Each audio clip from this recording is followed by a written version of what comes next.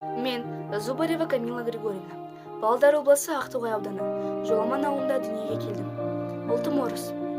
Туылғаннан бастап орысша тәрбие алғанымен ауылымыздағы қазақша балабақшаға аяқ бастым.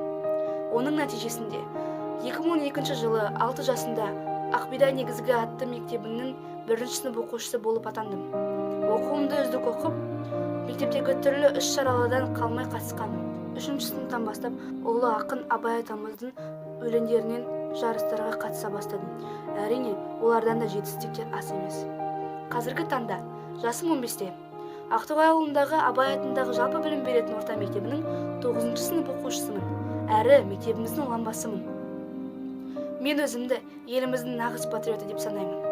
Бала кезімнен қазақтың ұлттық дәстүрлерін, қазақтың ұлттық тағамдарын, қазақтың ұлттық ойындарын, жалпы қазақтың тарихын зерттеп жаттай бастағанмын. Онымен қоса қазақтың ұлттық аспабы домбырада ойнаймын.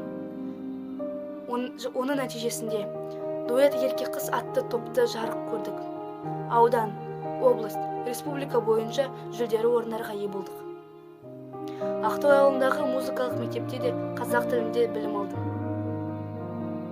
Болашақта өзімді дәрігер маманы есінде көргім келеді.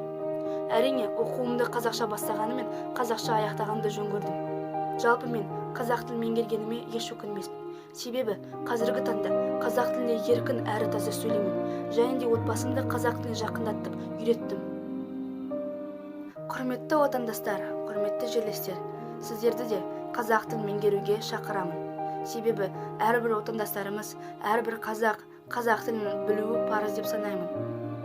Жалпы қазақ тілін тек мемлекеттік тіл деп емес, өзінің ана тілін ретінде бағалағандарыңызды сұраймын.